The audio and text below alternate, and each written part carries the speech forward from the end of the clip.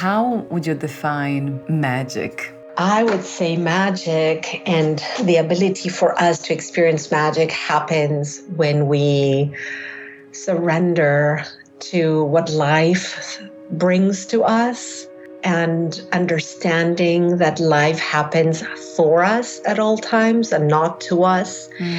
And that gives us the ability to be an observer as much as a person experiencing whatever is happening from a standpoint where we can see more layers.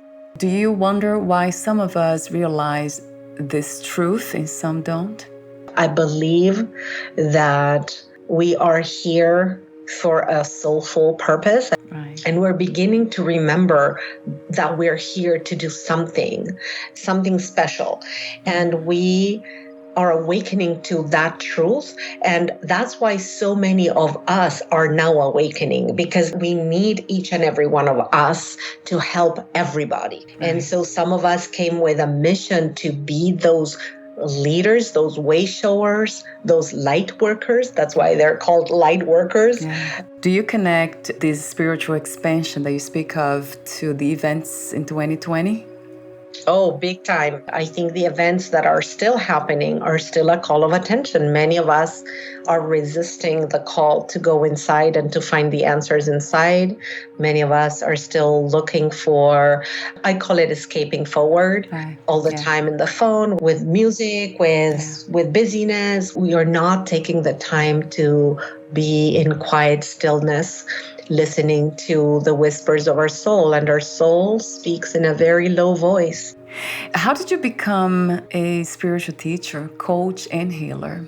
In a really uneven journey, ups and downs, dark nights of the soul. I met teachers and shamans and guides in different continents, in different countries. I learned more than 7 different healing methods. I teach now a healing method that I channeled and that integrates a lot of the lessons that I've learned from the different shamans and teachers and guides that I had. And about 10 years ago, I was called very powerfully by my own inner whispers to stand up and start doing this as part of what was my life. I wonder if there's something beyond experience we could call wholeness, enlightenment, but outside of experiences. Have you found anything? I think that what you're saying is what I call beingness. When you are being, it's like a step beyond experiencing, right? It's you are. It's I am. And when you can live and breathe, I am, you understand that you are being. Yeah. Right? You're not even experiencing your being. Healing. What are some of the misconceptions we have about healing?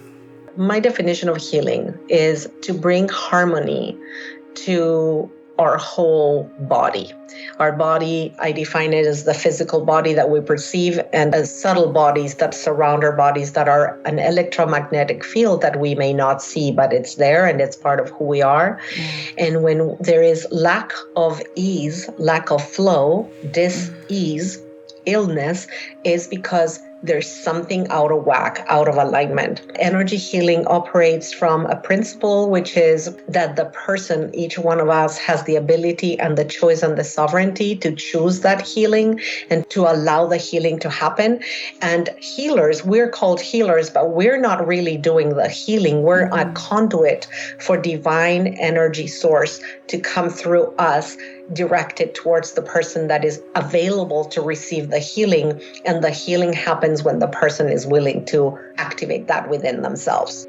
The 3 keys to unleash your inner magic.